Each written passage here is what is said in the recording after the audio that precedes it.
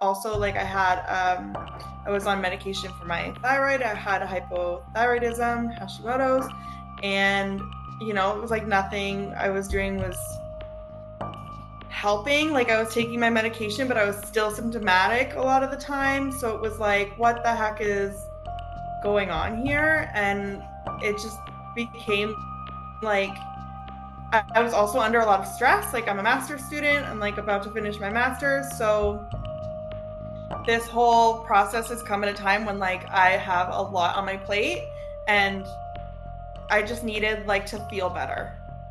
So I kind of knew like if anybody can help me with this issue, like it's Dr. Binning. So he has the formula, and I might as well just trust him and go for it.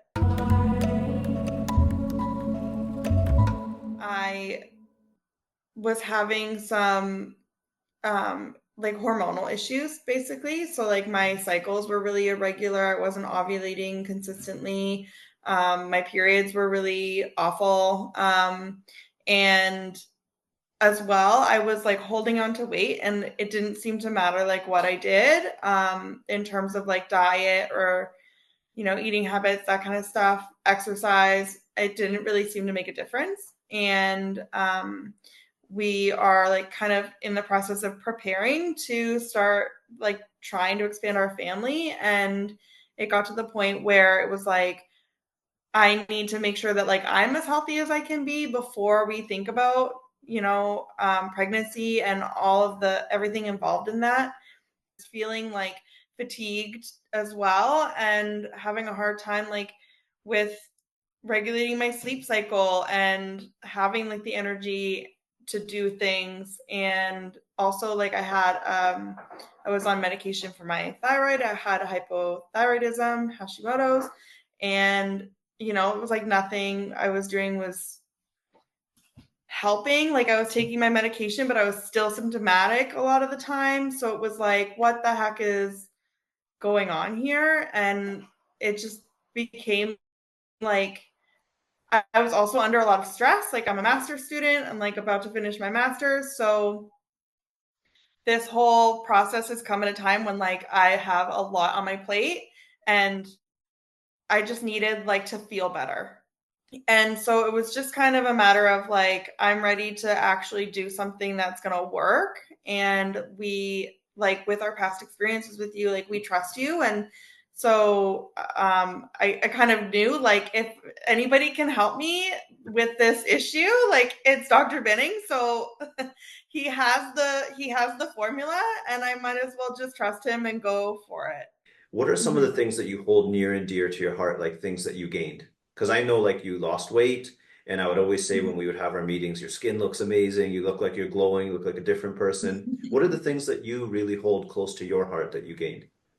Um, I think I gained like a new appreciation for my body and how just by giving my body what it needs and being really intentional about how I treat my body and the things that go into my body and what I do um has given me like this more appreciation for like my body's amazing ability to heal itself and function properly. And I think before I always felt like it was kind of hopeless and I had to just deal with what I was going through and dealing with. And there was no, because the doctors were like, yeah, there's no treatment, like this is it, this is what you get. And then I think going through this program and really like focusing on like what does my body need and giving it that is like it's given me more of a connection to my body and also an appreciation for my body. Like like the human body can do amazing things if you just give it the right inputs. That was one of the first big changes I noticed like off the scale, was that I was sleeping better. Like I was getting up earlier in the morning without difficulty. Like in the past I'd be like 7:30, 7:45, like dragging my butt out of bed. And now at 6:15 my alarm goes off and I like hop out of bed and I feel like I can start my day and I'm not like completely like fatigued. And then I think even before I started getting up earlier, I noticed I was sleepier at bedtime.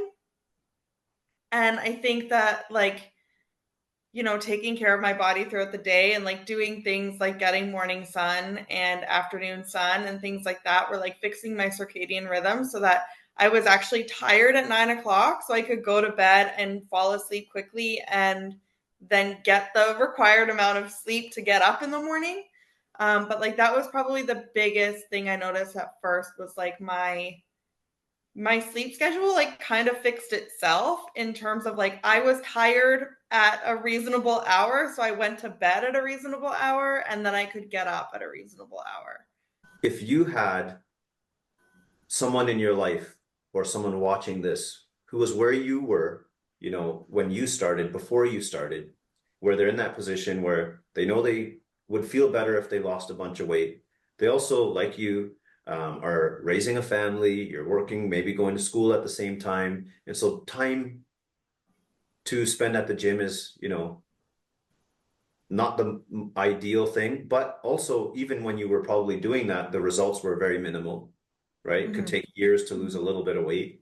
What would you say to that person if like they came across and I imagine you have many friends in this position, but what would you say to them to say, hey, this is what you need to do? What would your advice be to them?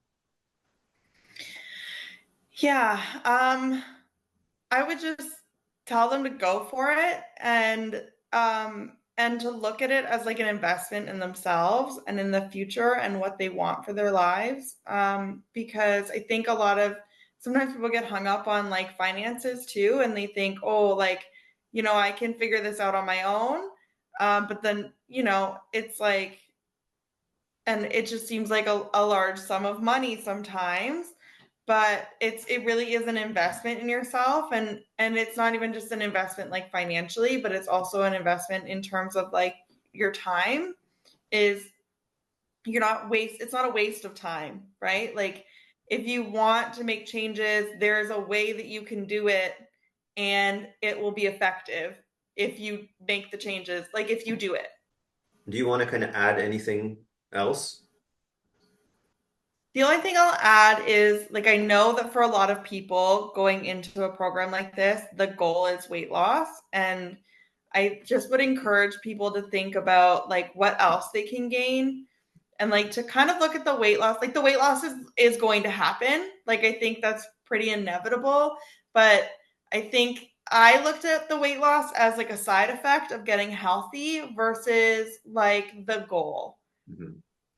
And so I feel like that helped me in my mindset. And because we are so like entrenched in diet culture and the idea of changing your lifestyle just to lose weight, it's not as powerful or impactful as the idea of like changing your lifestyle in order to like live a healthier life moving forward.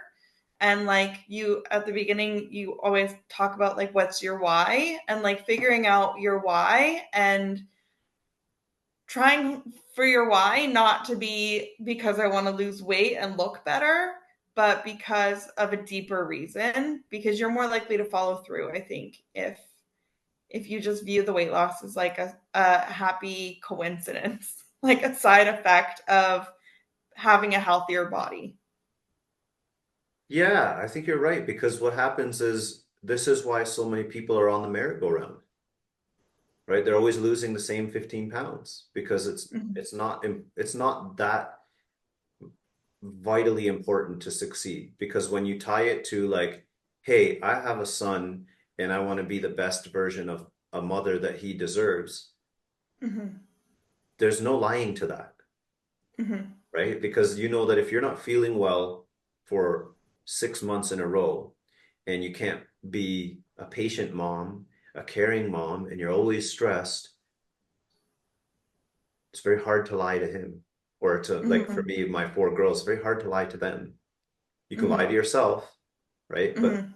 you know the truth when they look at you in the eyes. And that's Yeah. why it's such an emotional thing because when you don't feel good, that's what makes us feel even worse because we know who we're letting down. Mhm. You're right. So your why is so powerful. And I know that when you connected to your why, I knew you would succeed. I can always tell in week one. You know, people who Yeah. write that, take that exercise and put their emotion into it, it's inevitable you're going to win.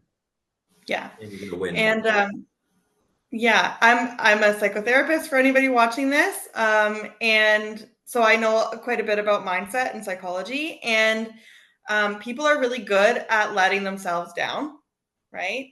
We'll make a promise to ourselves and we don't keep that promise because it's only made to ourselves. And so in the moment, you might think, I don't want to keep this promise anymore. And you can't, and then it's easy to not keep it because it's to yourself. And so when you kind of make your why something external and something outside of yourself, it helps you keep accountable. And like, I'm promising, like, even if you think like, I'm promising to my family that I'm going to be the best mother I can be, the best wife I can be, the best daughter I can be, the best auntie I can be, whatever it is.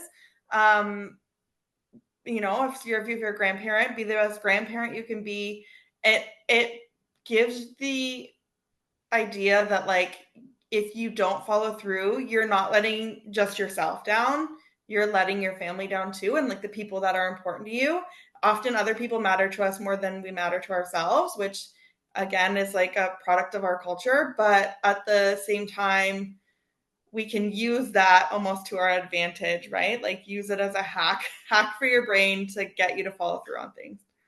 I want to thank you for taking the time to like share your journey through our program and to give other people the insights into like what your experience was.